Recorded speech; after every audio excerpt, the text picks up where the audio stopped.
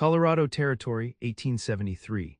The small mining town of Silverridge clung to the mountainside like a stubborn burr on a saddle blanket, refusing to be swept away by the harsh winds of change that blew through the west. The silver boom that had built the town was fading, but not the prejudices that had taken root among its people. Zachariah Sutton guided his chestnut gelding down the steep trail into town, his tall frame silhouetted against the setting sun.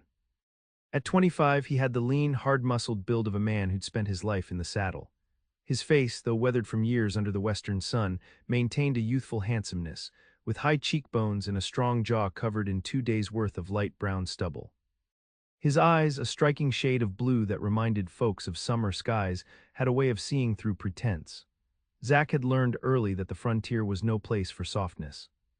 His parents' small ranch in Texas had been raided when he was just 14, leaving him alone to fend for himself. He'd survived by becoming the very thing the frontier demanded: hard, self-reliant, and untrusting. For 11 years he drifted from ranch to ranch, cattle drive to cattle drive, keeping his own counsel and never staying long enough to form attachments. Attachments got a man killed out west, or worse, broken. As he rode into Silverridge, the usual bustle of a mining town greeted him: saloons doing brisk business, miners fresh off shift looking for whiskey and company, shopkeepers closing up for the day. He'd come to deliver a message to the cattle baron who owned most of the surrounding rangeland and planned to be gone by morning. In and out the way he preferred. "Looking for work, cowboy?" called a gruff voice from the porch of the Silver Dollar Saloon. Zach reined in his horse. "Just passing through," he answered, his voice carrying the pleasant drawl of his Texas upbringing. The older man nodded. "Shame. Barrett's looking for hands who know cattle, pays better than most." "Obliged for the information," Zach replied, tipping his hat before continuing on.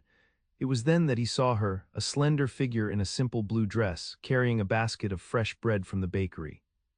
Her honey-blonde hair was partially covered by a modest bonnet, but loose tendrils escaped to frame a face of uncommon beauty. What struck Zach most wasn't her delicate features or the graceful way she moved, but the wide berth everyone on the boardwalk gave her, as if she carried some invisible disease. The woman kept her eyes downcast, her shoulders squared as if preparing for an attack. Even from a distance, Zach could sense her isolation, a familiar feeling that resonated within him.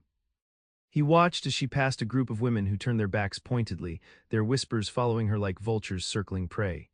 Just as she neared the end of the boardwalk, a rough-looking miner stepped directly into her path, causing her to halt abruptly. "Well, if it ain't the witch's daughter," the man slurred, clearly deep in his cups despite the early hour. "Got any curses for me today, Miss Nora?" The woman, Nora, tried to step around him. "Please let me pass, Mr. Keller." "Not until you tell my fortune," he mocked, reaching for her basket. Before Zach realized what he was doing, he dismounted and closed the distance between them in long strides. "The lady asked you to let her pass," he said, his voice quiet but carrying the unmistakable edge of warning. The miner turned, surprise registering on his face before hardening into resentment. "Ain't your business, stranger." "I'm making it my business." Zach's hand rested casually near his holster, not threatening, but a reminder that some lines shouldn't be crossed. For a moment it seemed the miner might press the issue, but a glance at Zach's steady gaze changed his mind. "She ain't worth the trouble," he muttered, spitting on the ground before stumbling away. Zach turned to the woman, finding himself looking into the most remarkable pair of eyes he'd ever seen, one blue, one green, filled with wariness and a flicker of something that might have been gratitude. "Thank you," she said simply, her voice soft but dignified. "Ma'am," he acknowledged with a slight nod, suddenly feeling awkward in her presence. "You must be new to town," she added, a hint of bitterness coloring her words. "Otherwise, you'd know better than to help Nora Mills." Before he could respond, she continued on her way, her back straight as a lodgepole pine. Zach watched her disappear around the corner, an unsettling feeling stirring in his chest. For the first time in years, he found himself curious about another person's story. That curiosity should have been his warning to leave town immediately. Instead, he led his horse toward the livery stable, telling himself he'd deliver his message and be gone by first light. The strange woman with mismatched eyes had nothing to do with his decision to stay the night in Silverridge. It was a lie he almost believed. The Broken Spur Saloon smelled of whiskey, sweat, and tobacco smoke, a familiar combination that Zach found oddly comforting. He sat at a corner table, nursing a glass of whiskey while he waited for Henry Barrett to finish a card game at another table. The message in his pocket was burning a hole, but business was business, and a man didn't interrupt another man's poker hand if he wanted to keep all his teeth. "You the one who stood up for the Mills girl today." Zach looked up to find a man in his 50s standing beside his table, a weathered face beneath a shock of white hair. "Word travels fast," Zach observed, gesturing to the empty chair across from him. The man sat, introducing himself as Doc Wilson. "Silverridge ain't big enough to keep secrets, especially when it comes to Nora Mills." "What's her story?" Zach asked, trying to sound merely curious. The doctor studied him for a moment. "Her mother was a healer, knew plants and remedies the local Indian tribes used. People called her a witch because they didn't understand her ways, but they still came to her when they were desperate." He took a sip from his own glass. "Nora learned from her mother.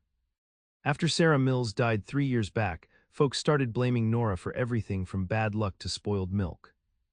And they believe that nonsense." Doc Wilson shrugged. "People need something to fear, I reckon. Nora's 20 years old, keeps to herself in her mother's cabin outside town, makes remedies, delivers babies sometimes. Some say she has the sight." "The sight? Knows things she shouldn't." "Sees things before they happen." The doctor leaned forward. "I don't hold with superstition myself, but I've seen her work. That girl knows more about healing than most doctors I've met." Zach processed this information, recalling the dignity in the young woman's bearing despite the town's cruelty. "And no one stands up for her. Few have tried, they usually get pushed out themselves." The doctor's eyes narrowed slightly. "You planning to stay in Silverridge long, Cowboy?" "Just delivering a message to Barrett. I'll be gone tomorrow." "Probably for the best." Doc Wilson stood, placing his empty glass on the table. "Though it's a shame, we could use more men willing to stand up for what's right around here." As the doctor walked away, Zach spotted Barrett rising from his card game, pockets apparently heavier than when he'd sat down.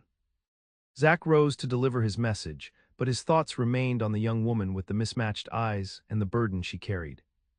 Henry Barrett read the message Zach delivered, an offer from his previous employer about a cattle deal, and immediately launched into a proposition of his own.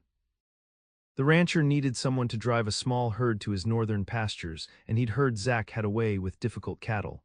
"It's just a 2-week job," Barrett explained, "but I'll pay you double the going rate. My regular hands are busy with the spring roundup." Zach hesitated. 2 weeks meant delaying his journey to Wyoming where another job awaited, but double wages would pad his savings considerably. "I appreciate the offer, Mr.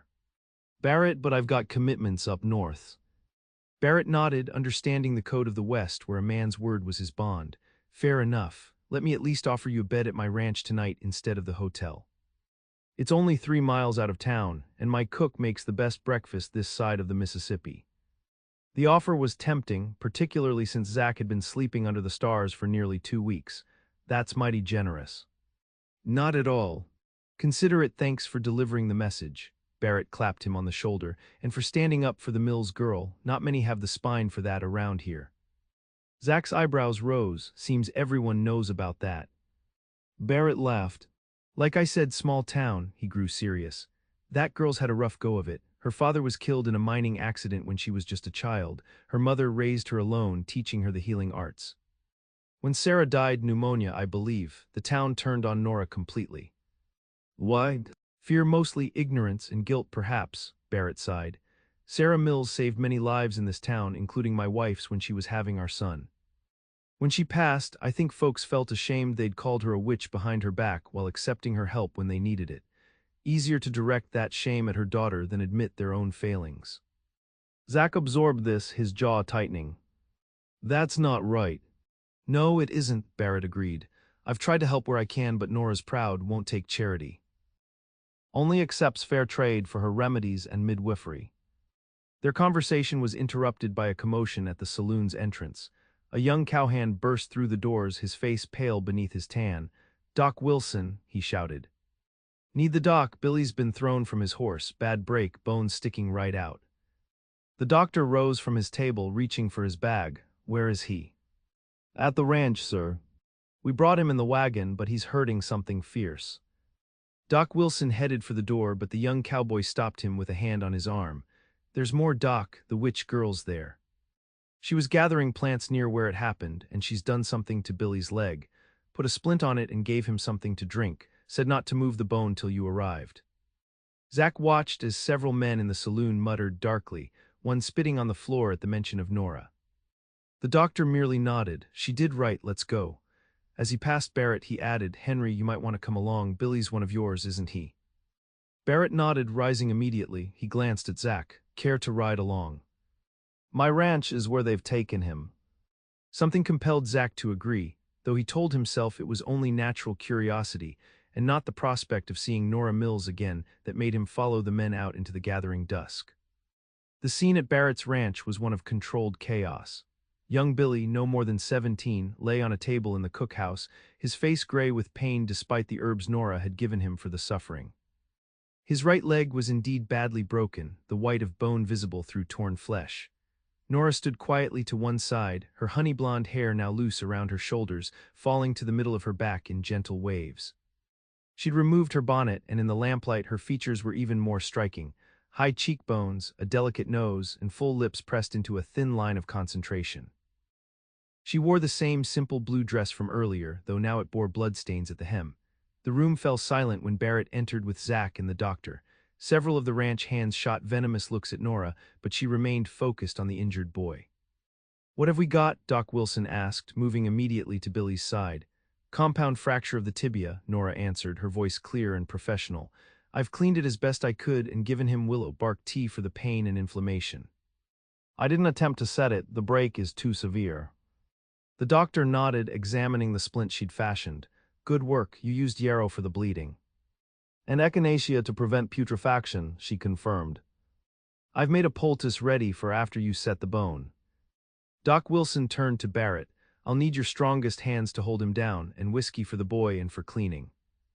As the ranch hands prepared to assist, Zach found himself studying Nora. Unlike the downcast woman he'd seen in town, here she moved with confidence and purpose.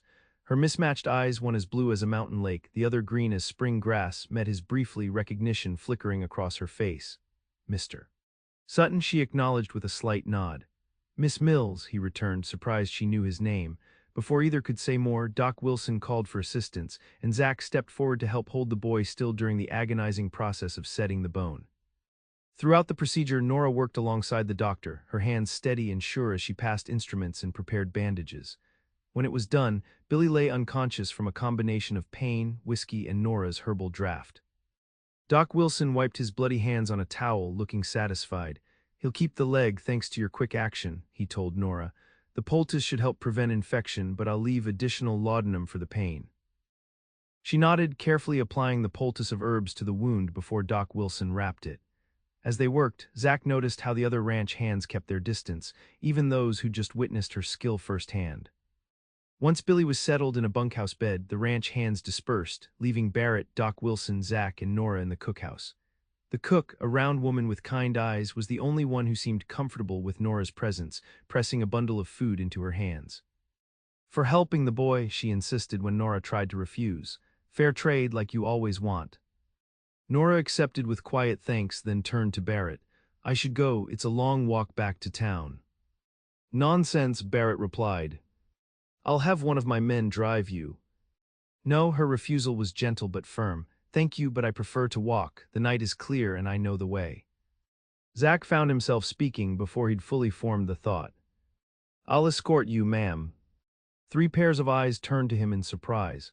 Nora's mismatched gaze was particularly penetrating, as if she could see through to his very thoughts. That's not necessary, Mr. Sutton. Maybe not necessary but proper, he insisted. It's full dark now and these hills have mountain lions. And 2-legged predators, Doc Wilson added pointedly. Let the man see you home safely, Nora. For my peace of mind, if nothing else. After a moment's consideration, she nodded, though Zach could see the reluctance in her bearing. Barrett instructed a hand to saddle Zach's gelding, and soon they were walking down the road toward town, Zach leading his horse and Nora keeping a careful distance beside him.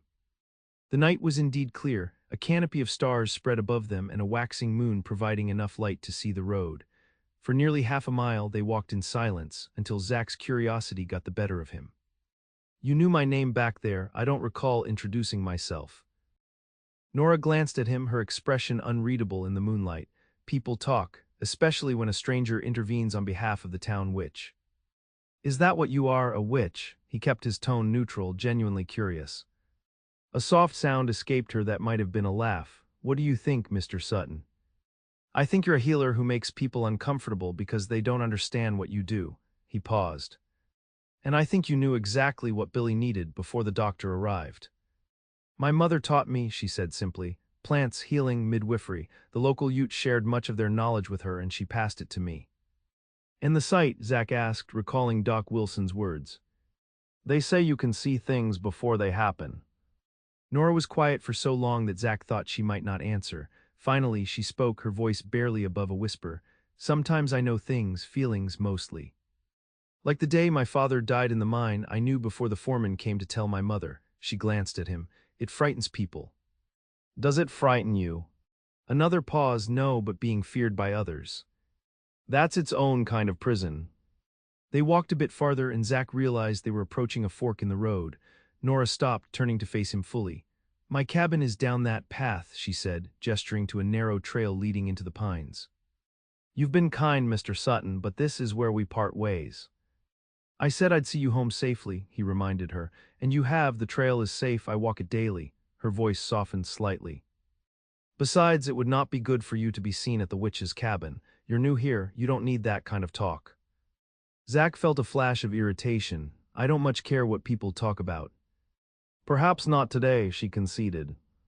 But you're passing through. Tomorrow you'll be gone and I'll still be here, living with the consequences of people's fear and superstition. Her words struck him with unexpected force. She was right, of course. Tomorrow he'd be on his way to Wyoming, and this strange encounter would become just another tale to remember on lonely nights around a campfire. Yet something about the thought of riding away left him unsettled. At least let me see you to your door, he said, his tone making it clear he wouldn't be dissuaded.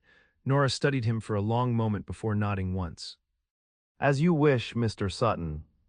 They turned onto the narrow trail, walking single file now with Nora leading the way.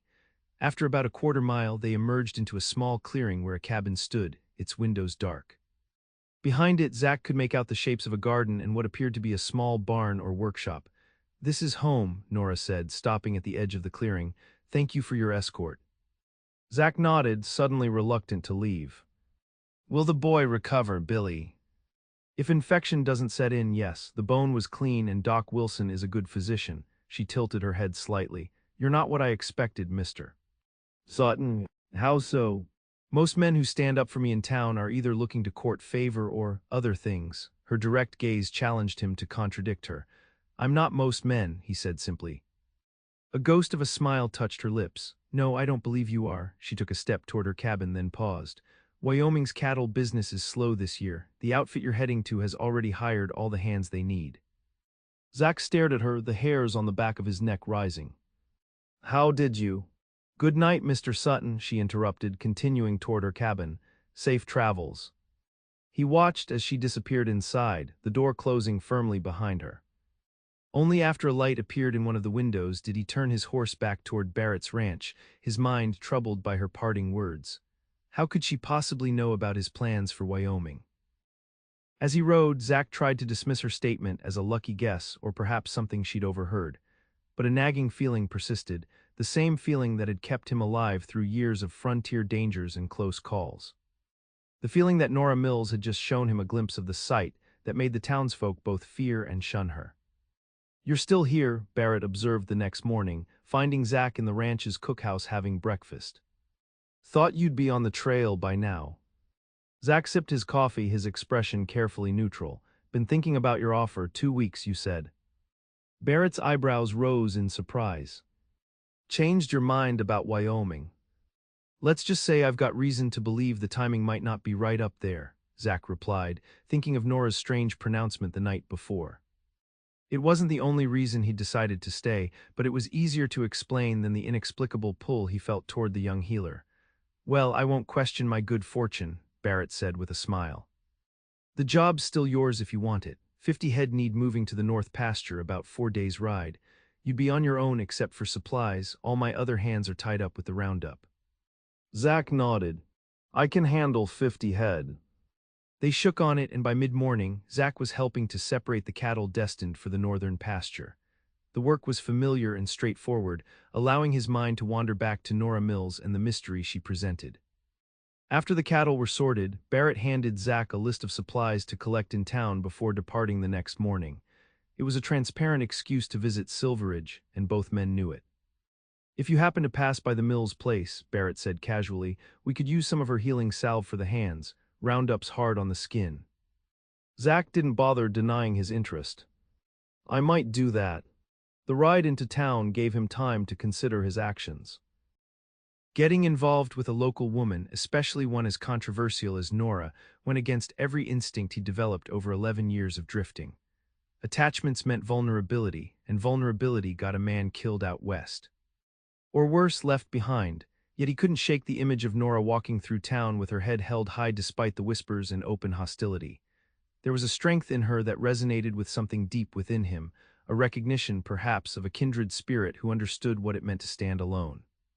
In town, Zach collected the supplies on Barrett's list efficiently, ignoring the curious glances and occasional whispers that followed him.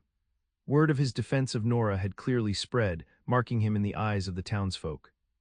It was a familiar sensation, being an outsider, though usually it was by his own choice rather than the judgment of others.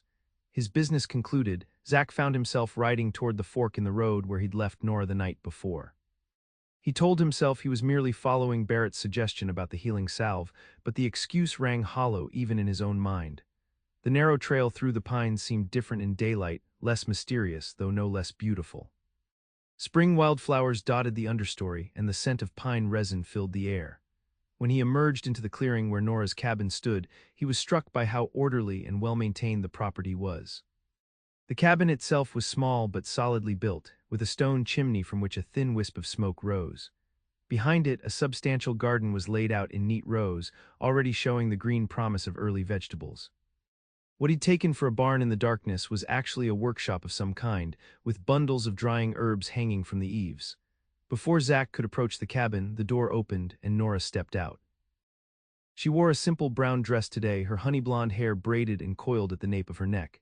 Her expression registered mild surprise at seeing him, but not shock. "Mr. Sutton," she greeted him, wiping her hands on an apron. "I didn't expect to see you again." Zach dismounted, leading his horse closer. "I've taken a job with Barrett. Moving some cattle to his northern pasture." Something flickered across her face, satisfaction perhaps, or confirmation. "I see, and that brings you to my door because—" "Barrett mentioned needing some of your healing salve for his hands," Zach explained, feeling suddenly foolish. "Roundup season." Nora's mismatched eyes studied him with disconcerting directness. "Is that the only reason?"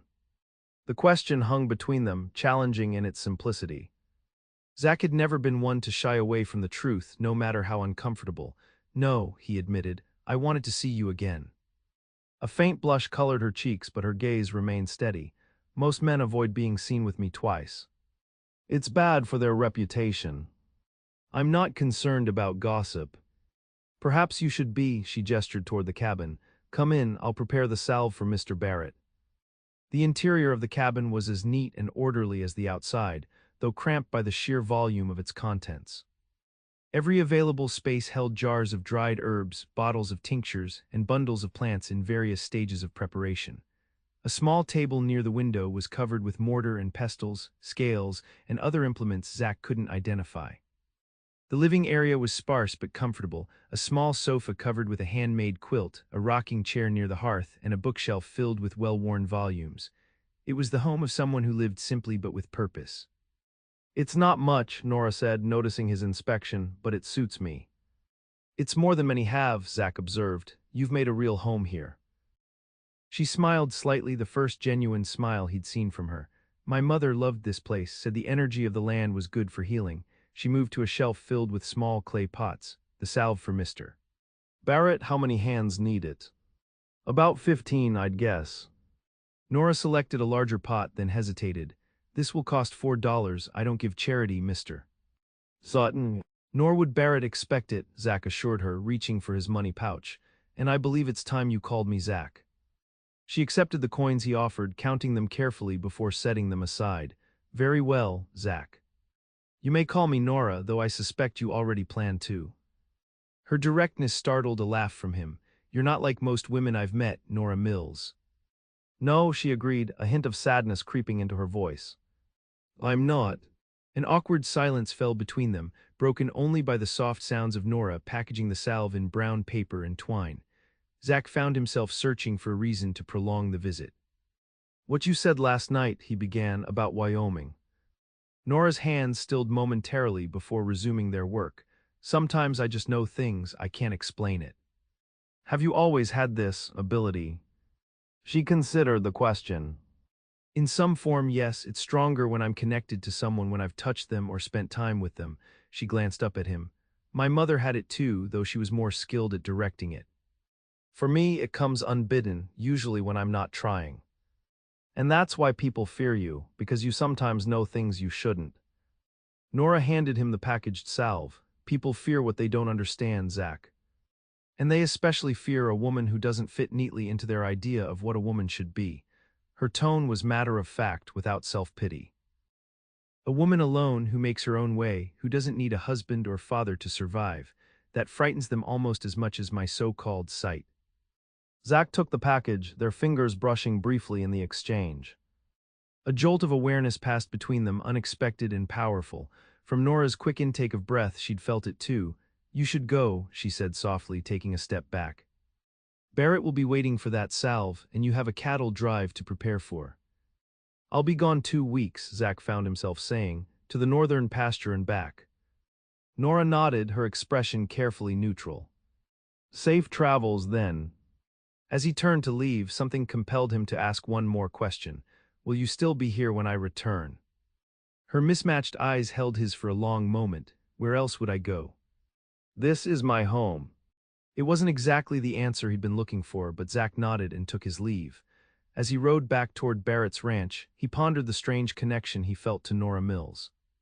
In all his years of drifting, he'd never been drawn to anyone the way he was to her, as if some invisible thread linked them together. The rational part of him warned that such feelings were dangerous.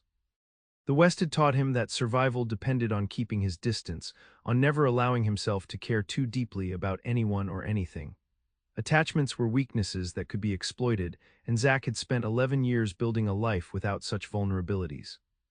Yet something about Nora challenged that carefully constructed worldview. Her strength in the face of isolation, her determination to remain true to herself despite the cost, these qualities spoke to something buried deep within him, something he'd thought long dead. As Barrett's ranch came into view, Zach made a decision. He would complete this job, deliver the cattle to the northern pasture, and return to Silverridge. And then perhaps he would see where this unexpected connection might lead.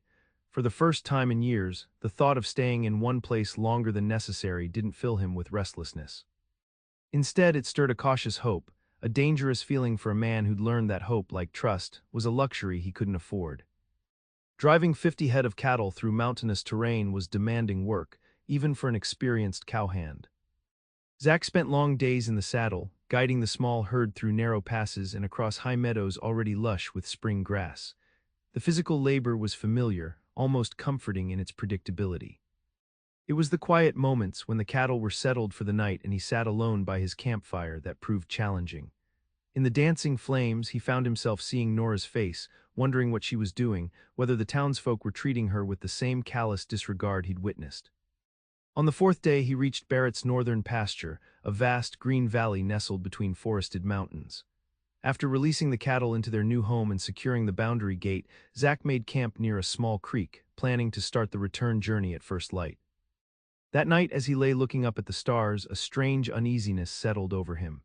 Nothing specific triggered the feeling, no unusual sounds from the forest, no sign of predators stalking the cattle. Just a persistent sense that something was wrong. Nora, the thought came unbidden, accompanied by such certainty that Zach sat up abruptly. An image flashed through his mind, Nora's cabin, men with torches, angry voices. Ridiculous, he told himself, she was fine. This was just his mind playing tricks, influenced by his unexpected feelings for a woman he barely knew. Yet the uneasiness persisted, a low hum of warning that followed him into restless sleep and greeted him at dawn. As he saddled his horse and began the journey back to Barrett's ranch, Zach found himself pushing the pace, driven by an urgency he couldn't explain. The return trip should have taken 4 days, matching the outbound journey. Zach made it in just over 2, riding from dawn until dusk and starting again before first light. His horse, sensing his tension, responded with equal determination, eating up the miles between the northern pasture and Silverridge. When he finally rode into Barrett's ranch, the sun was setting on the second day. The foreman, surprised by his early return, took one look at Zach's face and immediately sent for Barrett. "Something happened up north?" Barrett asked, appearing from the main house with concern etched on his features. "No," Zach replied, dismounting stiffly. "The cattle are settled, boundary secure." He hesitated, aware of how irrational his concerns would sound. "Have there been any problems in town with Miss Mills?" Barrett's expression shifted, confirming Zach's fears before he even spoke. "There was some trouble, yes. Nothing too serious. Some young troublemakers threw rocks at her cabin 2 nights ago. Doc Wilson heard about it and rode out to check on her, said she was shaken but unhurt." Relief mingled with anger in Zach's chest. "What prompted it?" Barrett sighed. "Billy, the boy with the broken leg. He developed a fever despite the doctor's care. Some folks started saying Nora had cursed him, that her poultice was to blame." He shook his head in disgust. "Nonsense, of course. Doc Wilson says it's just a common infection and the boy's already improving with proper treatment. But you know how people are, they need someone to blame." Zach's jaw clenched. "Those troublemakers, they've been dealt with." "The sheriff had words with them," Barrett said, though his tone suggested the intervention had been less than forceful. "Zach, I understand your concern, but this isn't the first time Nora's faced this kind of treatment, and it won't be the last. She handles it her own way." "By suffering alone," Zach said flatly. Barrett studied him for a long moment. "You care for her," he observed, "after knowing her, 2 days?" Zach had no answer for that, at least, none that made rational sense. How could he explain the connection he felt to a woman he barely knew? The certainty that had driven him to push his horse to exhaustion just to return and check on her. "Get some rest," Barrett advised, clapping him on the shoulder. "You look dead on your feet. Whatever you're planning can wait until morning." But Zach had no intention of waiting. After ensuring his horse was properly cared for and grabbing a quick meal in the cookhouse, he borrowed a fresh mount from Barrett's stable and set out for Nora's cabin. The night was cloudy, the trail through the pines darker than he remembered. As he approached the clearing, Zach slowed his horse, alert for any sign of trouble. The cabin appeared peaceful, a soft glow emanating from one window. No sign remained of the incident Barrett had mentioned, no broken windows or damaged property that Zach could discern in the dim light. He dismounted at the edge of the clearing, approaching on foot. Before he could reach the door, it opened, revealing Nora silhouetted against the warm light from within. "You're back early," she said, her voice carrying clearly in the night air. Zach stopped, suddenly uncertain. "Barrett told me what happened." "Did he?" She stepped onto the small porch, wrapping a shawl around her shoulders against the evening chill. In the faint light, he could see that her right cheek bore a small cut, partially healed. "It was nothing I haven't faced before." "You're hurt," anger surged through him at the sight of the injury. "A small cut from a flying stone," she dismissed, "already healing." Zach climbed the steps to the porch, stopping just short of where she stood. "I knew something was wrong," he said quietly. 2 nights ago I was camped in the northern pasture and I just knew you were in danger.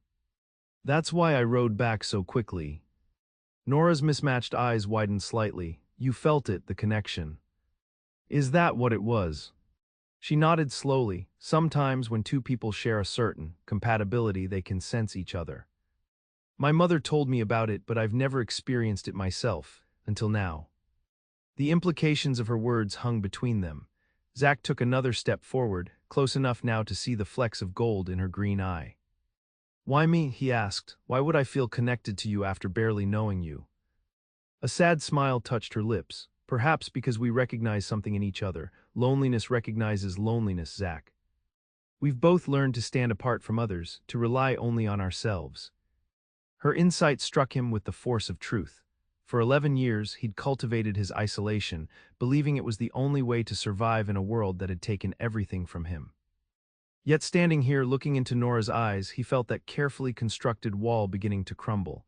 "You should go," she said softly, though he detected reluctance in her tone. "Being seen here, especially at night.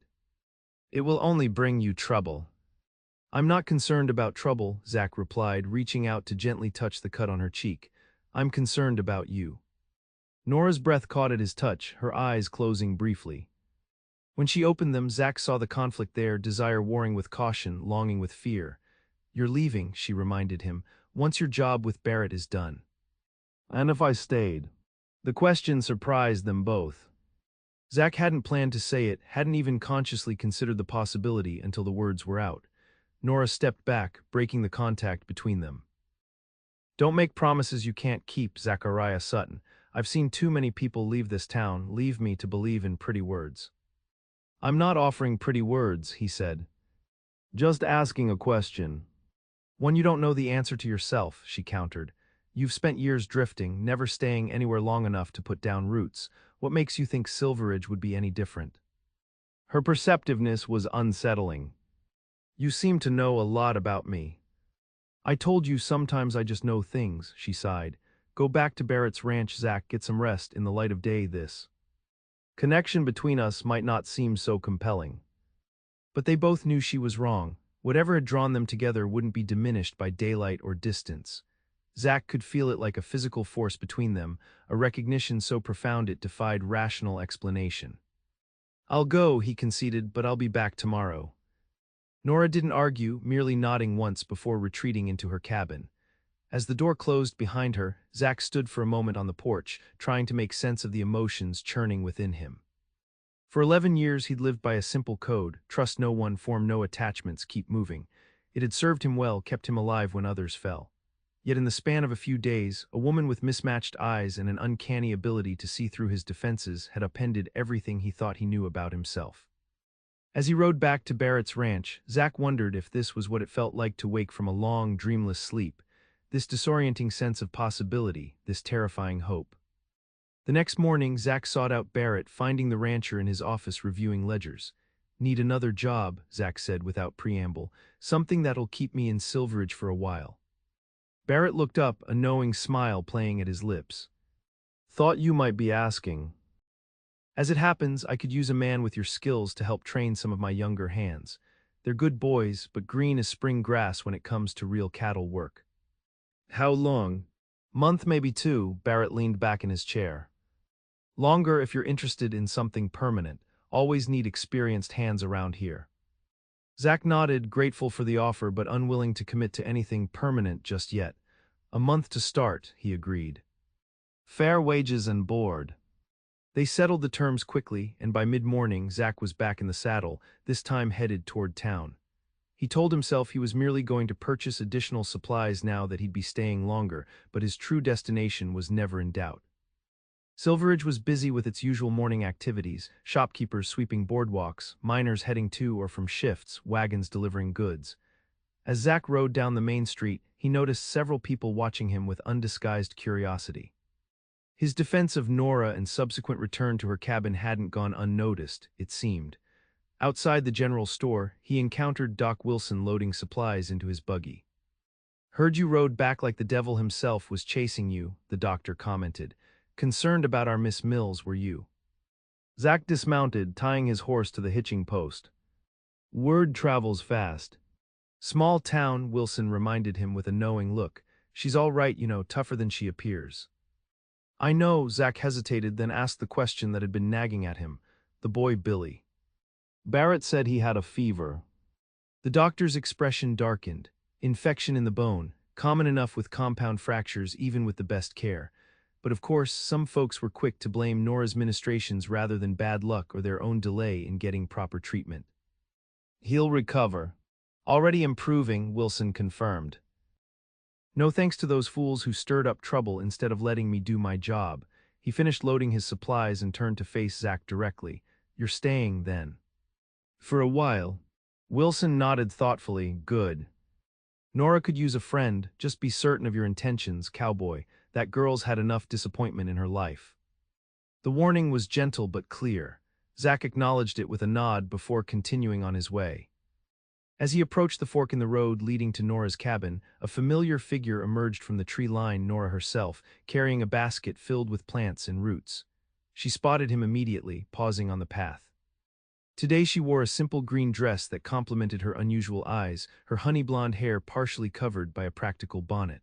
The cut on her cheek looked less angry in the daylight, already healing well. "Mr. Sutton, she greeted him as he approached, her formal address at odds with the warmth in her eyes. Out for a morning ride. Looking for you actually, Zach replied, dismounting to walk beside her. Thought you might like to know I've taken a job with Barrett, training his younger hands. Something flickered across her face, pleasure quickly masked by caution. For how long? A month to start.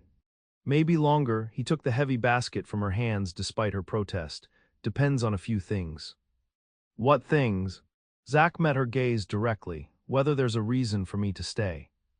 Nora looked away, though not before he caught the flush rising to her cheeks.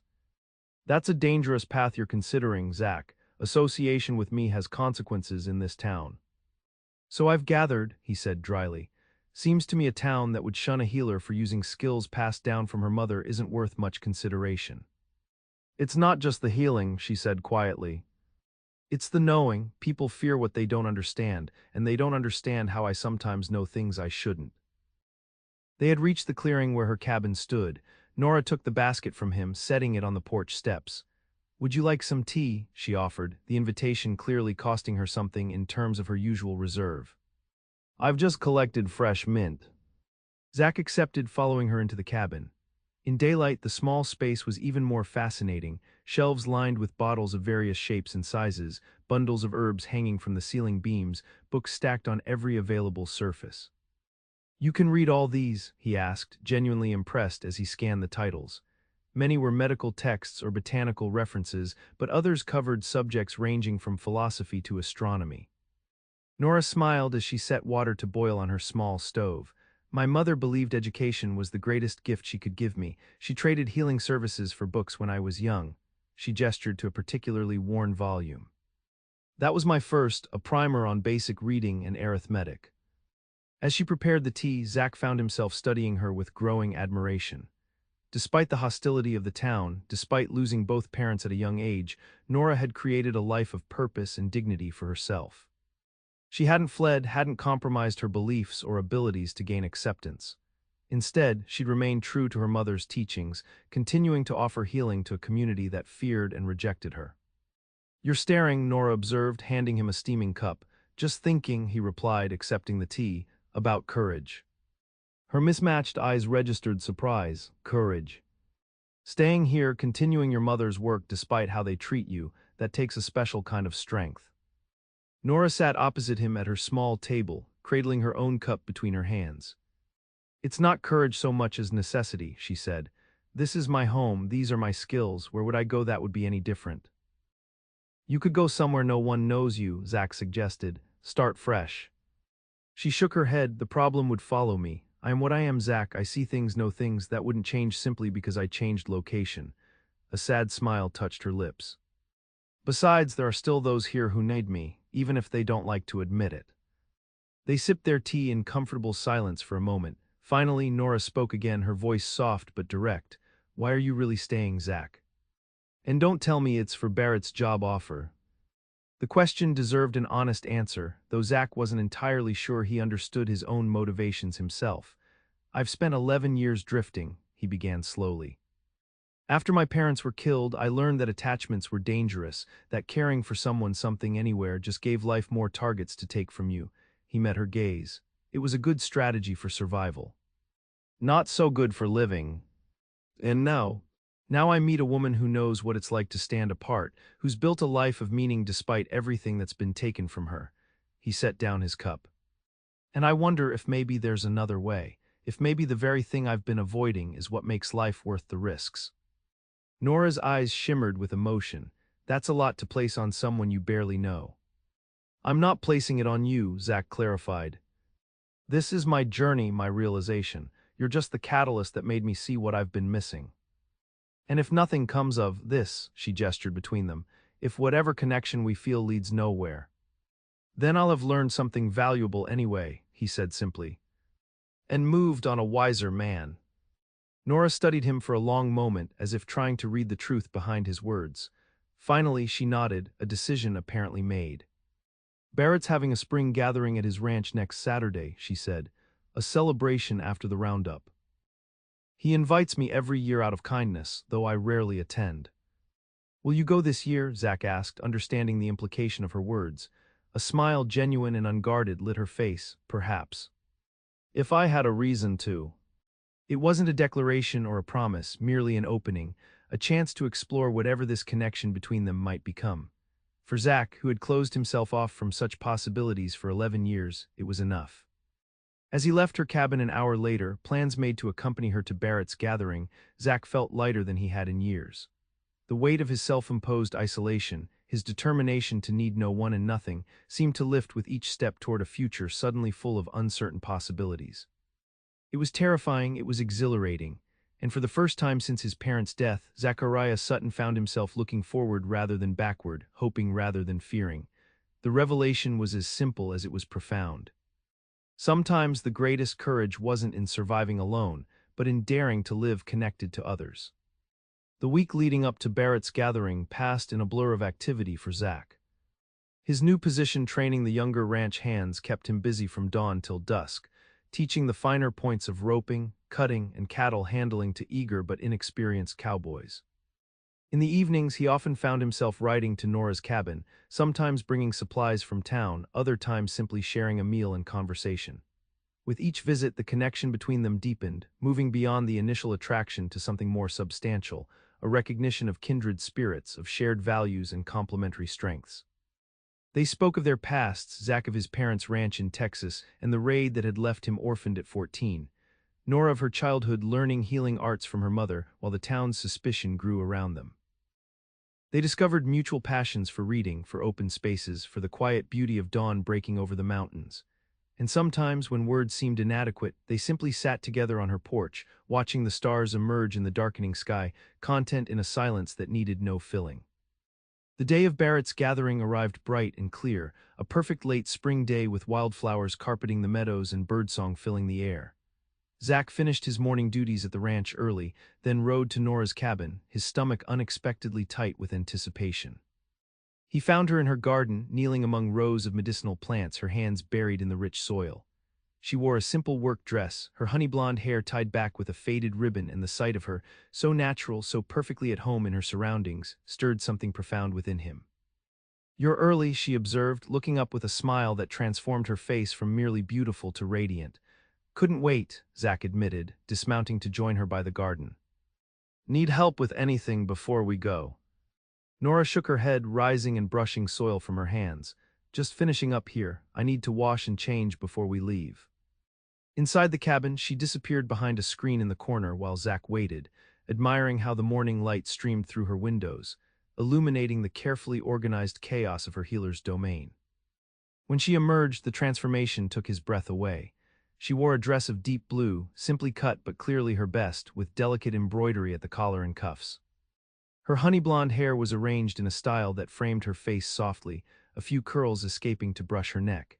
At 20 years old, without the wariness that usually shadowed her features, she looked both younger and more vibrant than he'd ever seen her. "You look beautiful," Zach said, the words inadequate but sincere. A blush rose to her cheeks. "Thank you. It was my mother's dress. I don't have many occasions to wear it." As they rode toward Barrett's ranch, Nora on a gentle mare borrowed from Doc Wilson, Zach sensed her growing tension. "Having second thoughts?" he asked gently. Nora shook her head, though her hands tightened on the reins. "Not about going with you, just, it's been a while since I attended a social gathering. The last time was before my mother died." "We don't have to stay long," Zach assured her. "Just long enough to show our faces, have some food, maybe a dance or two." She glanced at him, surprise evident in her expression. "You dance?" A laugh escaped him, poorly but yes. "My mother insisted all proper Texas gentlemen should know how to dance." The mention of his mother brought a contemplative look to Nora's face. "You don't speak of her often." "It's still difficult," he admitted. "Even after all these years." Nora nodded in understanding. "The pain changes shape, but it never truly leaves us. My mother used to say that grief is just love with nowhere to go." The simple wisdom of the statement resonated deeply with Zach. For 11 years, he'd carried his grief like armor, using it to keep others at a distance. Now, sharing it with Nora felt like laying down a burden he hadn't realized was so heavy. Barrett's ranch was already bustling with activity when they arrived. Tables had been set up in the shade of large cottonwood trees, laden with food and drink. A small band played lively tunes, and several couples danced in a cleared area near the barn. Ranch hands, townspeople, and neighboring ranchers mingled in a rare display of frontier community. As Zach helped Nora dismount, he felt the weight of eyes turning in their direction. Conversations paused, heads turned, and a ripple of whispers spread through the gathering.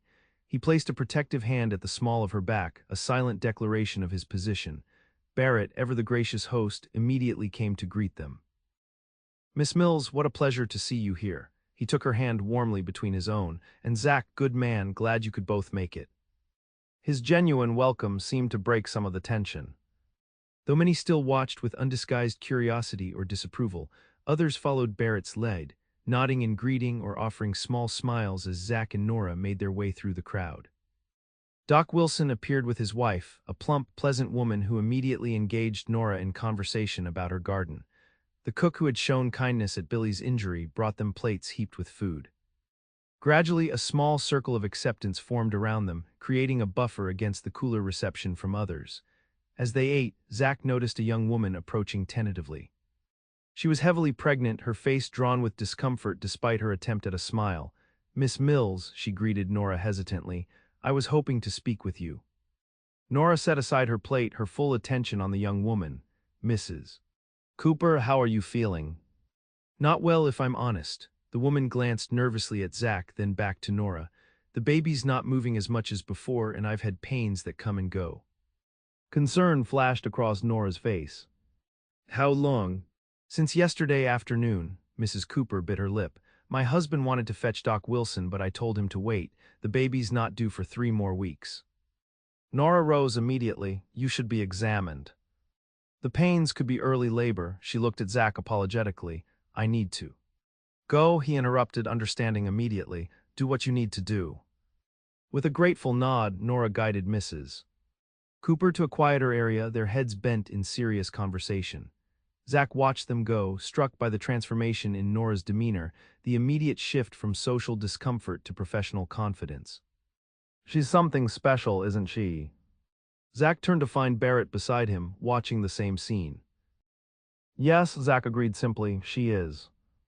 Barrett smiled knowingly. Not many would see past the town's superstitions to recognize her true value. Fewer still would have the courage to stand beside her publicly. He clapped Zach on the shoulder. "You're a good match, if you don't mind my saying so. Both a bit wild, both stubborn as mules, both fiercely independent but with hearts bigger than you let on." Before Zach could respond to this assessment, a commotion erupted near the barn. Raised voices carried across the gathering, followed by the unmistakable sound of a scuffle.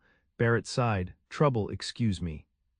Zach followed, a sense of unease prickling the back of his neck. As they approached, he saw a group of men, clearly deep in their cups despite the early hour, confronting Billy, the young cowhand who'd broken his leg. The boy stood with the aid of crutches, his splinted leg a vivid reminder of the incident that had led to the attack on Nora's cabin. "All I'm saying," one of the men was declaring loudly, "is that you're lucky to be alive, boy. That witch's potion could have killed you." "She helped me," Billy protested, his young face flushed with anger. "Miss Mills stopped the bleeding and eased the pain until Doc Wilson came.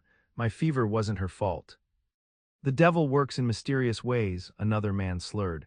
"Maybe she cursed you slow-like so no one would suspect." Zach's jaw clenched as he recognized one of the men as Keller, the miner who had confronted Nora in town on the day Zach arrived. His hand instinctively moved toward his gun, but Barrett caught his arm, shaking his head in warning. "Let me handle this," the rancher murmured. "Violence will only make things worse for her." Reluctantly, Zach nodded, though every instinct screamed to defend Nora's honor. Barrett stepped forward, his imposing presence immediately drawing attention. "Gentlemen," he said firmly, "this is a day of celebration. If you can't conduct yourselves appropriately, I'll have to ask you to leave." Keller sneered, just having a friendly discussion with the boy about his miraculous recovery from the witch's curse. "There was no curse," Billy insisted.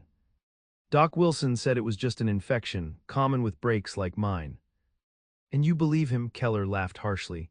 "Doc's always been soft on the witch, everyone knows that." Barrett's expression hardened. "That's enough, Keller. You and your friends need to leave, now." For a tense moment it seemed the miners might refuse. Then Sheriff Taylor appeared, hand resting meaningfully on his gun belt. Problem here, Henry? The sheriff asked, though his eyes remained fixed on Keller's group. Nothing that can't be solved by these men finding somewhere else to spend their afternoon, Barrett replied evenly. Outnumbered and facing authority, Keller and his companions backed down, though not without parting shots. You'll all see, Keller called as they retreated. No good comes from harboring a witch. Mark my words, there'll be a reckoning. As the troublemakers departed, Zach scanned the gathering for Nora, finding her still deep in conversation with Mrs. Cooper. She appeared unaware of the confrontation, for which he was grateful. The day had been difficult enough for her without witnessing yet another demonstration of the town's prejudice. Doc Wilson approached, having also noticed the disturbance. Keller's headed out for Nora since she refused his advances last year, he informed Zach quietly. Man can't accept that a woman, especially one as young and pretty as her, would turn him down. He's dangerous, Zach observed. And getting bolder. The doctor nodded grimly. I've worried about that myself. Until now it's been mostly talk with the occasional vandalism, but with others encouraging him, he shook his head. Just be careful, Zach. Keep an eye out. The warning was unnecessary. Zach had already decided he wouldn't be letting Nora out of his sight until he was certain the threat had passed. When she finished with Mrs. Cooper and returned to his side, he forced a smile, unwilling to spoil what remained of the day with news of Keller's latest outburst. Everything all right? He asked, noticing the concern lingering in her expression. For now, Nora replied. The baby's position isn't ideal. I've given her some herbs to ease the discomfort and asked her husband to bring her to my cabin tomorrow for a proper examination. She sighed. I hope I'm wrong, but I fear she may deliver early. Zach marveled at her composure, her complete focus on others despite the hostility that surrounded her. You're an extraordinary woman, Nora Mills. Her mismatched eyes widened in surprise at the unexpected compliment. I'm just doing what I was taught, she demurred. No, he contradicted gently. You're doing what you were born to do, despite everything that would make it easier to stop. A soft blush colored her cheeks, and for a moment Zach thought she might argue the point. Instead, she smiled, a real smile that reached her unusual eyes and transformed her face. Thank you, she said simply, for seeing me as I am. The band struck up a lively tune, and couples began moving toward the dance area. On impulse, Zach held out his hand. Would you dance with me, Nora?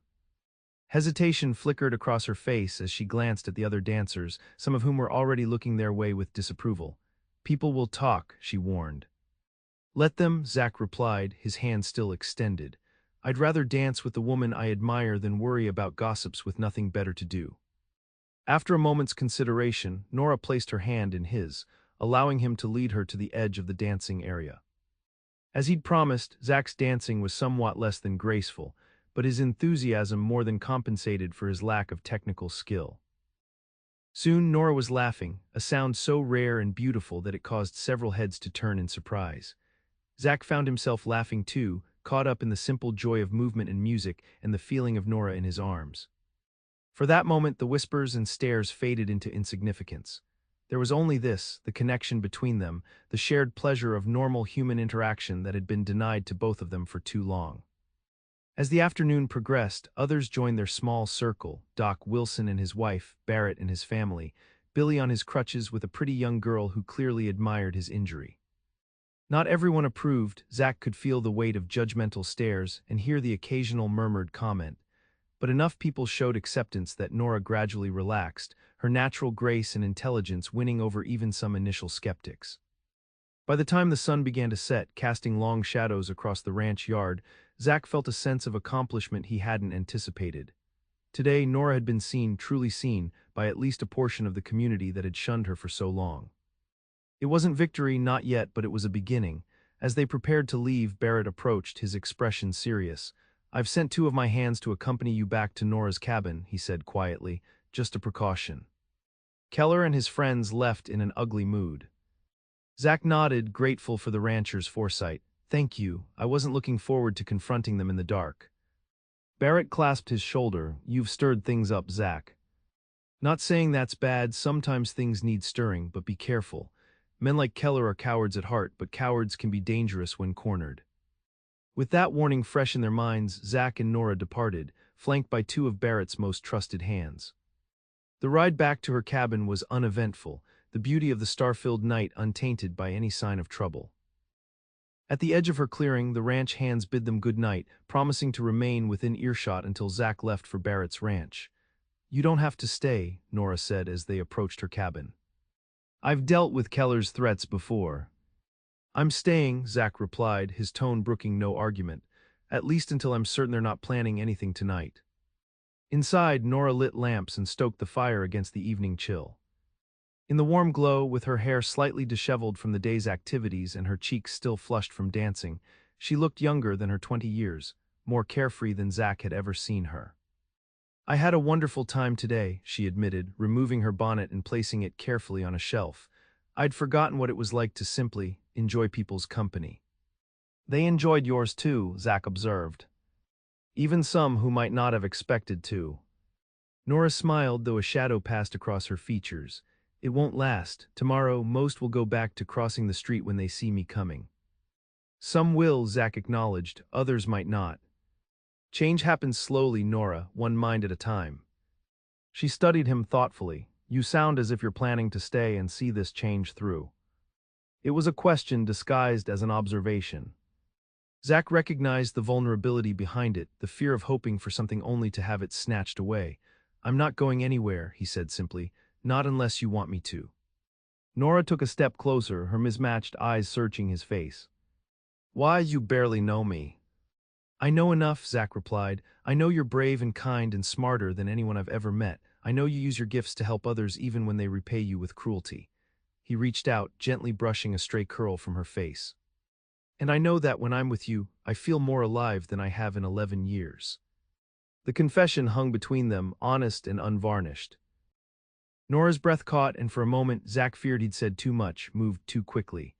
Then she closed the distance between them, rising on tiptoes to press her lips to his in a kiss that was both question and answer, hesitant and certain all at once. Zach responded with equal gentleness, cupping her face in his hands as if she were made of the finest porcelain. When they finally parted, both slightly breathless, he rested his forehead against hers, unwilling to break the connection completely.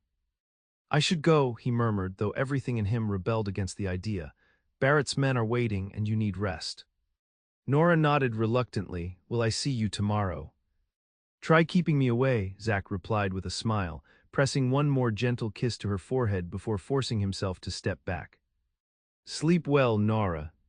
As he rode back to Barrett's ranch, accompanied by the two hands who had indeed waited patiently outside, Zach felt a curious mixture of elation and apprehension. The elation was easy to understand. Nora's kiss had confirmed that whatever he was feeling wasn't one-sided. The apprehension, though, ran deeper. For the first time in 11 years, he had something to lose, something that mattered more than his own survival. The realization was terrifying in its implications. Yet beneath the fear lay a certainty that had been missing from his life for too long. Whatever came next, facing it alongside Nora would be worth any risk. The following week passed with deceptive tranquility. Zach continued training Barrett's young hands during the day and spending evenings with Nora, their relationship deepening with each shared conversation, each exchanged glance, each tentative touch. They were careful, never displaying affection in town, but rumors spread nonetheless. Zach began to notice the division more clearly, those who approved, or at least accepted, his connection to Nora, and those who viewed it with suspicion or outright hostility. Keller and his friends had been notably absent from town, a fact that should have been reassuring but instead left Zach increasingly uneasy. Doc Wilson shared his concern, taking to riding out to check on Nora when Zach couldn't be there. "Men like Keller don't just let go of grudges," the doctor observed one evening as they shared a drink at the Broken Spur. "They nurse them, feed them, let them grow into something uglier than what started it." Zach nodded grimly. "I've been thinking the same, too quiet." "Sheriff's useless," Wilson continued, his voice low. "More concerned with keeping the peace than upholding justice, won't act until something happens." "Then we make sure nothing happens," Zach replied, though he knew the determination in his voice outstripped his actual ability to protect Nora at all times. The doctor studied him over his whiskey glass. "You love her," he stated, not a question but a simple observation. Zach didn't bother denying it. The realization had come to him gradually over the past weeks, not in a single dramatic moment, but in the accumulation of small discoveries. The way Nora hummed to herself while working in her garden, how her eyes lit up when discussing a book she loved, the gentle confidence with which she tended to those who came seeking her healing skills despite their earlier rejection. Yes, he acknowledged, I do. Wilson nodded, satisfied. Good, she deserves that, but Zach, his expression turned serious. If you're going to love her, you need to be prepared for what that means in a place like Silverridge. It won't be easy. The best things rarely are, Zach replied, finishing his drink and rising to leave. It was nearly dusk, and he'd promised to bring Nora some supplies from town. As he rode the now familiar trail to her cabin, Zach considered the doctor's warning. Loving Nora meant accepting her completely, her healing gifts, her uncanny knowledge, her position as an outsider in Silverridge. It meant standing with her against prejudice and fear, possibly for years to come. The prospect didn't frighten him as it once might have. Instead, he found himself planning, considering options, imagining futures. Perhaps they could build a new cabin, larger than her current one but still on her land with its garden of healing plants. Or maybe, in time, attitudes in town would shift enough that they could live closer to others without facing constant hostility.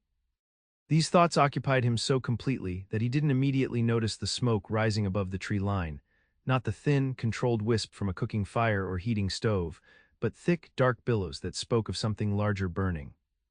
Realization struck with the force of a physical blow.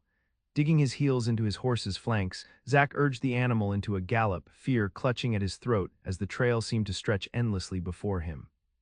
When he finally burst into the clearing, his worst fears were confirmed.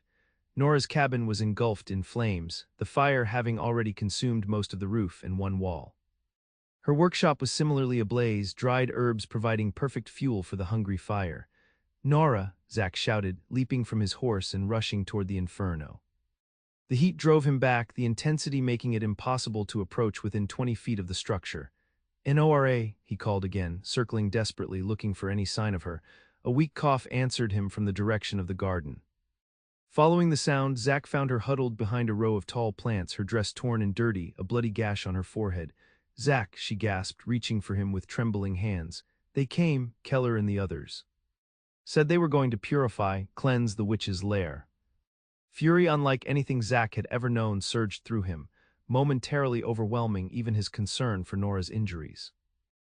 Only her grip on his arm, surprisingly strong despite her condition, kept him from immediately mounting his horse and hunting down Keller and his companions. My mother's books, she whispered, tears cutting tracks through the soot on her face. Her journals, all her knowledge, it's all burning. The devastation in her voice broke through Zach's rage, bringing him back to the immediate crisis. Gathering her gently in his arms, he carried her to a safe distance, noting with growing alarm the bruises on her arms and the way she winced when he touched her ribs. Did they hurt you? He asked, the question emerging as a growl. Nora shook her head, then winced at the movement. Not deliberately, I tried to stop them, to save my mother's things. They pushed me aside. She looked up at him, her mismatched eyes reflecting the dancing flames that consumed her home. Everything I had of her, everything I am, it's all burning. Zach held her close, his own heart breaking at the depth of her loss. Not everything, he whispered fiercely. You're still here, your knowledge, your gifts, those can't be taken from you. But even as he spoke the reassuring words, Zach knew the devastation went beyond physical possessions. Nora had lost her connection to her past, to her mother's legacy. The books and journals represented not just knowledge but continuity, a link between generations of healers that could never be replaced.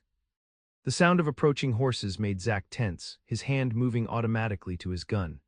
To his relief, it was Doc Wilson and several men from Barrett's ranch, apparently alerted by the smoke visible for miles in the clear evening sky. Good God, Wilson exclaimed, dismounting quickly and rushing to where Zach cradled Nora. What happened? As Zach explained, the doctor examined Nora's injuries, his expression growing grimmer by the moment. Possible concussion, bruised ribs, numerous contusions, he muttered. She needs proper care, a safe place to recover. My ranch, Barrett said immediately, having arrived with the others. She'll stay with us until we sort this out. Zach nodded gratefully, though his mind was already racing ahead. Keller and his friends did this, he told the rancher. I'm going after them. Barrett placed a restraining hand on his shoulder. Not alone and not now. Nora needs you more than she needs revenge. The wisdom of this penetrated Zach's rage. Looking down at Nora, now semi-conscious in his arms, he knew Barrett was right. Vengeance could wait, her well-being couldn't. With gentle care, they fashioned a travois to transport Nora comfortably to Barrett's ranch. As they worked, the cabin collapsed in on itself, sending a shower of sparks into the night sky. Zach felt Nora's grip tighten on his hand at the sound, though her eyes remained closed. The ride to Barrett's ranch was slow and careful, each jolt of the travois drawing a soft moan from Nora, despite their best efforts to cushion her.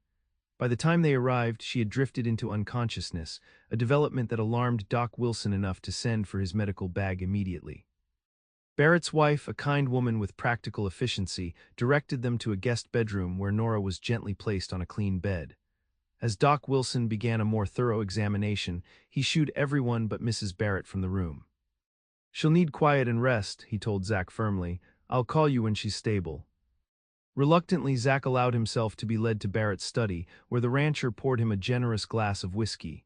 "Drink," Barrett instructed. "Then we'll talk about what happens next."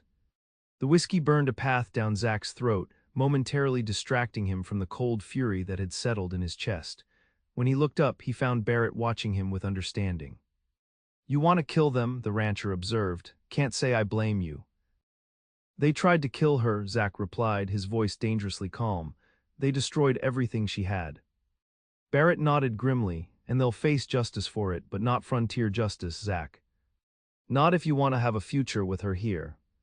The words penetrated the fog of Zach's anger. He'd seen enough frontier justice to know it often created more problems than it solved. Blood feuds that lasted generations, communities torn apart by violence.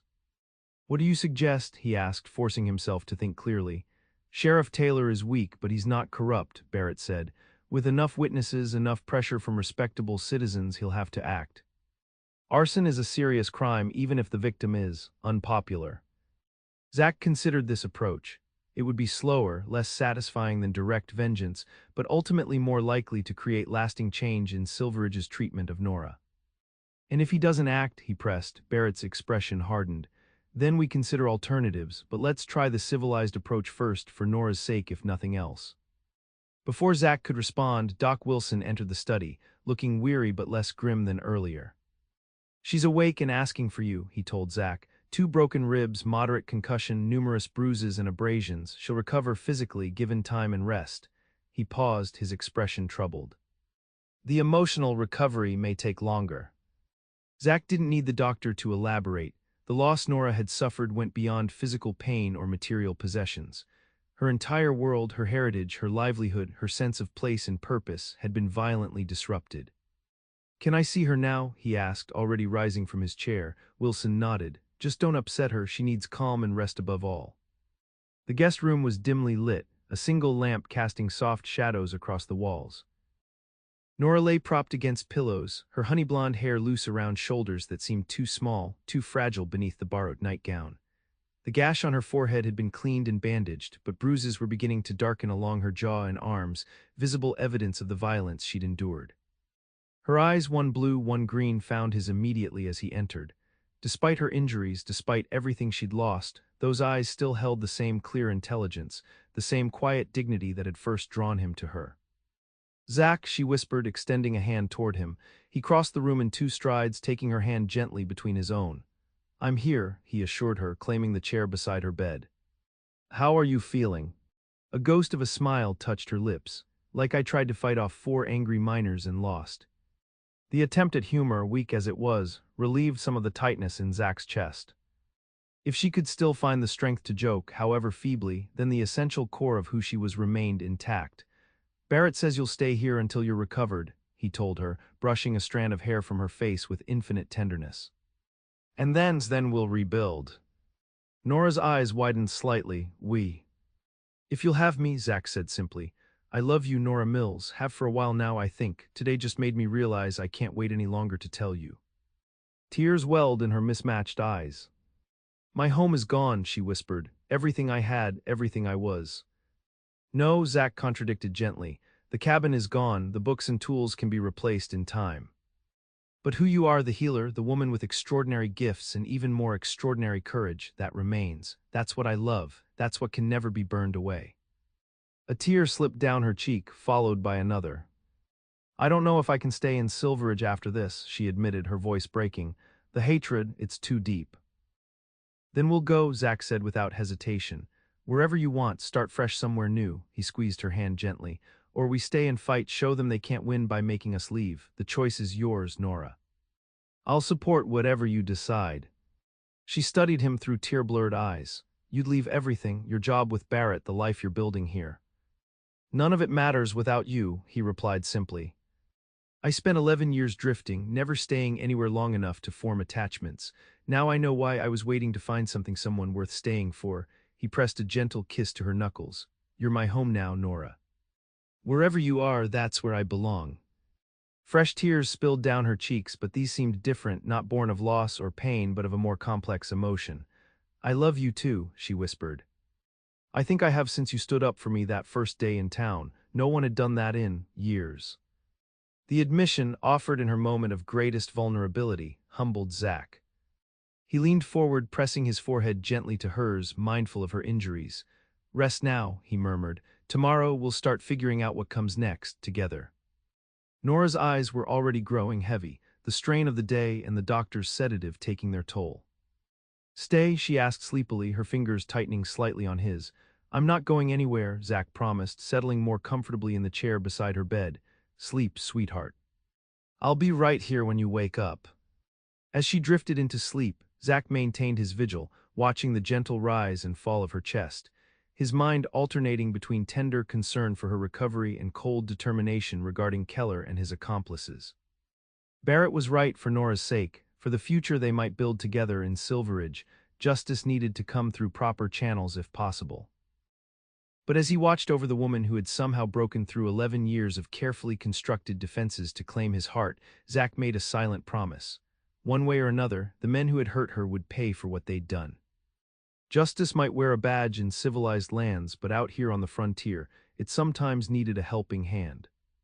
The next morning brought Sheriff Taylor to Barrett's ranch, his expression uncomfortable as he requested to speak with Nora about the fire.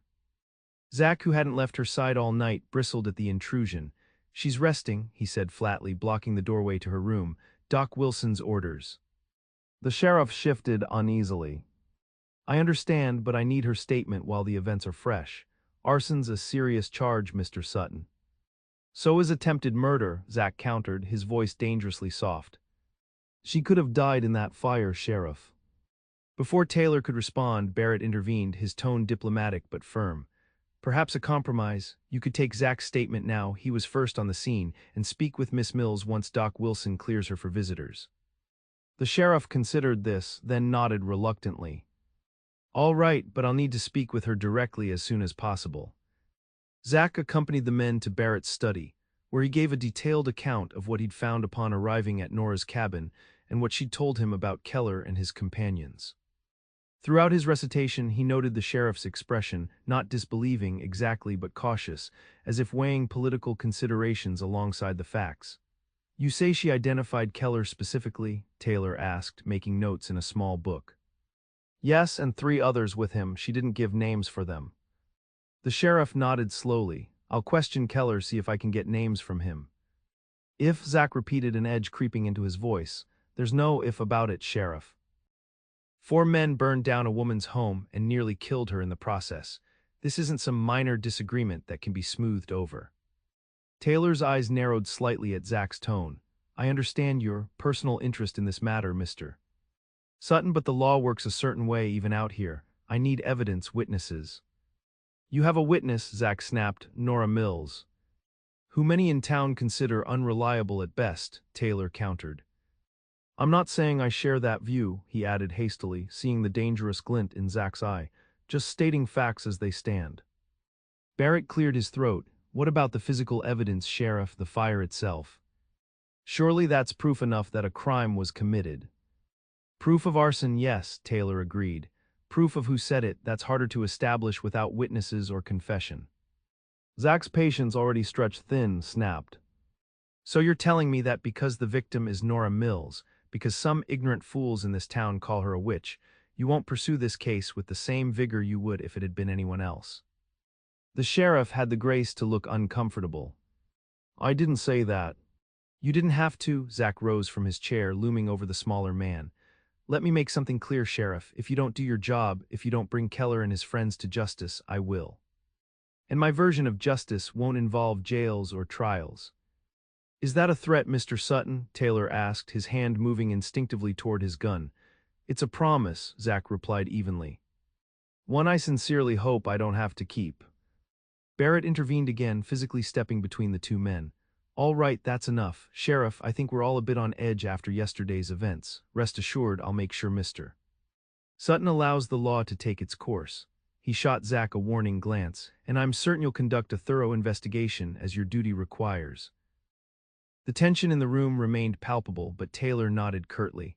I'll speak with Keller today, see what he has to say for himself, and I'll return tomorrow to take Miss Mills' statement, assuming the doctor approves.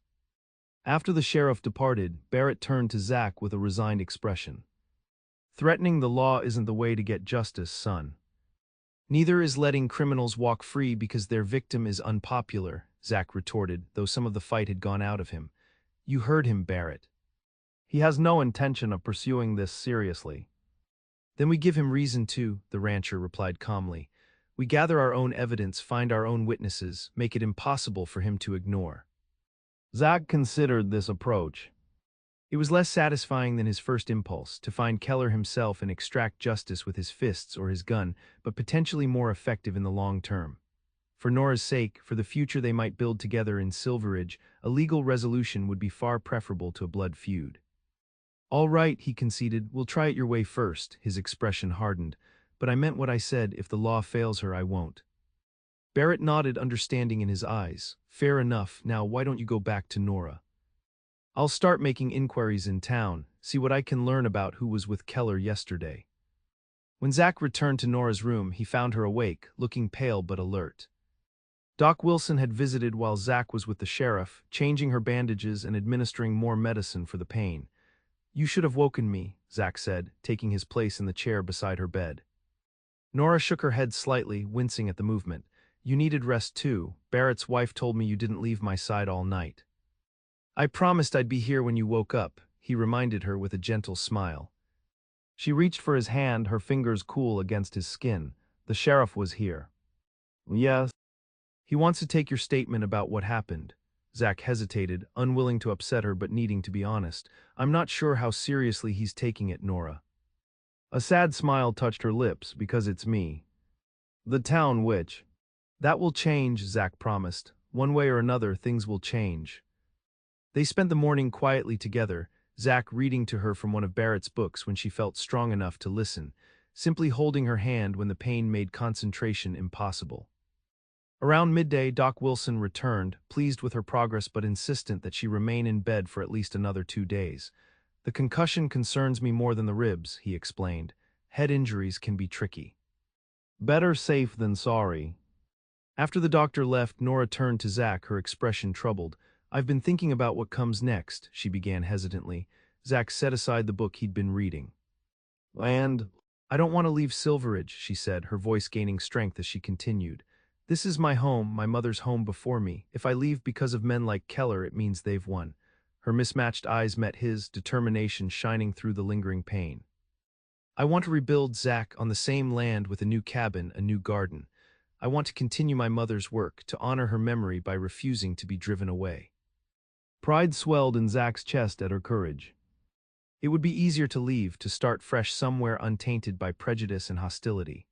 That she chose to stay, to fight for her place in a community that had largely rejected her, only confirmed what he already knew. Nora Mills was the strongest person he'd ever met. Then we rebuild, he agreed, bringing her hand to his lips. Together. The relief in her eyes was palpable. You're sure it won't be easy? The town may never fully accept me, accept us. I'm sure, Zach replied without hesitation. Besides, I think you underestimate how things are changing. Barrett supports you. So does Doc Wilson and others I've met in town. With time, with patience, more will come around. Nora considered this, hope tentatively blooming in her expression. Perhaps, and those who don't can go to hell, Zach finished for her, drawing a surprised laugh that she immediately regretted as her broken ribs protested. Such language, Mr. Sutton, she teased once the pain subsided, a sparkle returning to her eyes that had been missing since the fire. Zach grinned, heart lifting at this sign of her resilient spirit. Forgive me, Miss Mills. I meant to say they can go to Hades. Their shared laughter, tempered though it was by Nora's injuries, felt like a victory, a small but significant triumph over those who had sought to destroy her. In that moment, Zach knew with absolute certainty that whatever challenges lay ahead, they would face them together and emerge stronger for the struggle. The following days brought progress on multiple fronts. Under Doc Wilson's care, Nora's physical recovery proceeded steadily. By the third day, she was able to sit up comfortably for longer periods, and by the fifth, she managed short walks around Barrett's house, leaning on Zach's arm for support.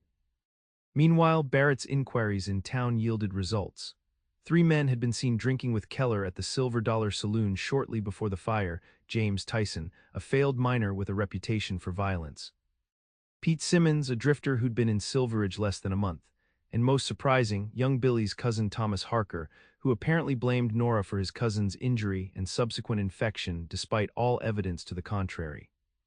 Armed with names and potential witnesses, Barrett and Zach confronted Sheriff Taylor in his office, laying out the evidence and demanding action. Faced with the influential rancher's insistence and the growing support from other respected townsfolk, including Doc Wilson and the banker who had always valued Nora's remedies for his chronic headaches, Taylor reluctantly agreed to make arrests. Keller and Tyson were taken into custody that same day. Simmons had apparently fled town, while Harker, confronted with the evidence against him, broke down and confessed, implicating the others in exchange for leniency. It was Keller's idea, he told the sheriff, according to Barrett, who witnessed the confession. Said we were just going to scare her, burn some of her witch's tools to teach her a lesson, but once the fire started, it spread so fast. I swear we didn't mean for the whole place to burn down, much less hurt her.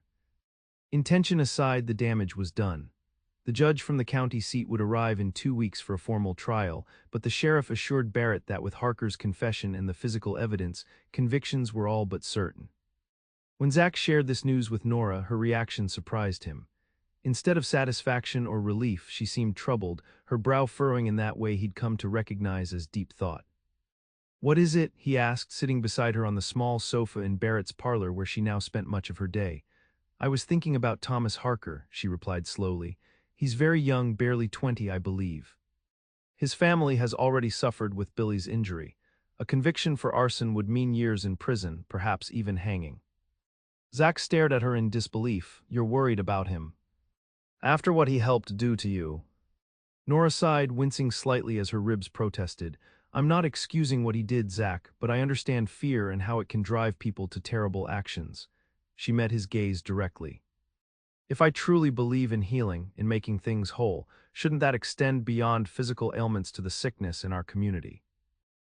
It was moments like these that left Zach in awe of the woman beside him. Where anyone else would seek vengeance, Nora looked for understanding. Where others saw only enemies, she recognized wounded souls acting from fear and ignorance. "What are you suggesting?" he asked, though he suspected he already knew. "I'd like to speak with the sheriff, perhaps suggest leniency for Thomas in exchange for community service." A faint smile touched her lips. "Perhaps helping to rebuild what he helped destroy would be more instructive than years in prison." Zach shook his head in wonderment. "You're an extraordinary woman, Nora Mills." "No," she contradicted gently. "Just someone who's seen firsthand how hatred perpetuates itself, if not interrupted by compassion." They took her suggestion to Sheriff Taylor the next day. To Zach's surprise, the lawman seemed relieved by the proposal, perhaps recognizing the wisdom in Nora's approach. Young Harker would serve 6 months in the county jail, followed by a year of community service, much of it helping to rebuild Nora's cabin and working under Doc Wilson to learn something of the healing arts he had so feared and despised. For Keller and Tyson, however, there would be no such mercy. Their actions had been driven not by youthful fear but by malice and deliberate cruelty. Both would face the full penalty of the law for arson and attempted murder, charges that, in the Colorado Territory of 1873, could indeed result in hanging. As Nora's strength returned, Zach began making plans for the rebuilding. Barrett offered timber from his land and the labor of several hands. Doc Wilson contributed funds to replace some of her most essential medical texts. Even the townsfolk, perhaps shamed by the violence done in their name or simply recognizing the injustice that had occurred, began to show support in small but meaningful ways. A basket of preserved food left anonymously on Barrett's porch for Nora, offers of furniture and household goods for the new cabin, expressions of concern for her recovery when Zach ventured into town. 2 weeks after the fire, Zach took Nora to see the remains of her cabin for the first time since the attack. Her strength had improved considerably, though she still moved with careful deliberation to avoid aggravating her healing ribs. The morning was clear and cool, the mountains standing like silent guardians against the blue sky as they rode slowly toward the clearing that had been her home. Zach watched her face carefully as they approached, ready to turn back at the first sign of distress. But Nora's expression, though sad, remained composed. When they reached the edge of the clearing, she asked to dismount, insisting on walking the rest of the way on her own power. The fire had left little standing, just the stone chimney and portions of the foundation, blackened but solid. The workshop was completely gone, as was most of her garden, though a few hardy plants had begun to show signs of recovery, green shoots pushing through the ash-covered soil. Nora stood in silence for a long time, her honey-blonde hair lifting slightly in the breeze, her mismatched eyes taking in the destruction with quiet dignity. When she finally spoke, her voice was steady. "It's strange," she said softly. "Standing here seeing everything gone, I expected to feel devastated again, but instead I feel," she searched for the right word, "possibilities." Zach moved to stand beside her, close but not touching, allowing her this moment of reflection. "Possibilities." She nodded, turning to face him. A new beginning, a chance to build something better, stronger. A small smile touched her lips. "Something that reflects not just my mother's legacy, but our future." The emphasis on "our" was slight but unmistakable. Zach's heart swelled with love and pride at her resilience, her ability to find hope amidst ashes. "I've been thinking about that future," he said, taking her hands in his, "about what it might look like." Nora's eyes softened, a hint of color rising to her cheeks. "Have you now?" "I have." Zach took a deep breath, suddenly nervous despite the certainty in his heart. "I love you, Nora Mills. These past weeks, despite everything that's happened, or perhaps because of it, have shown me what I want for the rest of my life. And that's to be with you, to build something together that neither of us could create alone." He reached into his pocket, withdrawing a small object that caught the sunlight, a simple gold ring with a single modest stone. "I'm not a wealthy man," he continued, "and I can't promise an easy life. But I can promise to stand beside you through whatever comes, to face it together as partners in every sense." Nora's mismatched eyes filled with tears, but her smile was radiant. "Are you asking me to marry you, Zachariah Sutton?" "I am," he confirmed, his voice rough with emotion. "Right here, among the ashes of what was, I'm asking you to help me build what could be. Will you be my wife, Nora?" She didn't hesitate, her answer coming clear and strong. "Yes, with all my heart, yes." As he slipped the ring onto her finger, a perfect fit, though he'd had to guess at the size, Zach felt a sense of completion, of rightness that he'd never experienced in all his years of wandering. Here, on this plot of land that had seen both sorrow and healing, with this extraordinary woman who had taught him the courage it took to love, he had finally found his home. Their kiss was gentle, mindful of her still healing injuries, but filled with promise. The promise of days and years to come, of challenges faced together, of a love that had been forged in adversity and would only grow stronger with time. When they finally parted, Nora's gaze moved from Zach to the clearing around them, her expression thoughtful. "We'll build it there," she said, pointing to a spot slightly east of the original cabin site.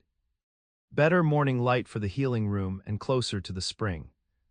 Zach smiled at her practical approach, recognizing it as her way of embracing their future. "Whatever you want," he agreed. "It's your land." "Our land," she corrected gently, "our home." The simple exchange of pronouns carried profound meaning for both of them, an acknowledgement that the barriers they had built around their hearts, the protective isolation each had cultivated for different reasons, had truly fallen away. As they stood together amid the ashes of Nora's past, planning the foundation of their shared future, Zach reflected on the journey that had brought him to this moment. 11 years ago, a boy had watched his world burn and had vowed never to care deeply enough to be hurt that way again. He had drifted across the West, never staying long enough to form attachments, never allowing anyone close enough to matter, until a chance encounter in a small mining town had introduced him to a woman with mismatched eyes and uncommon courage, a woman who, like him, had learned to stand alone against the world's cruelties. Together, they had discovered that the very vulnerability they had spent years avoiding was also the source of their greatest strength. The road ahead would not be easy. Prejudice would not disappear overnight. Suspicion and fear might linger for years to come. But standing beside Nora, watching her already begin to sketch their new home in the air with animated gestures, Zach knew with absolute certainty that they would face whatever came together, and in doing so, build something far more precious than a mere cabin. They would build a life where healing extended beyond physical wounds to the deeper hurts of the soul. A life where two people who had known profound isolation could create a sanctuary not just for themselves, but for others who needed acceptance and understanding. A life where love, against all odds, had found fertile ground in the most unlikely of places. The heart of a drifting cowboy who had finally, willingly, given it all for a chance at love with the town's outcast.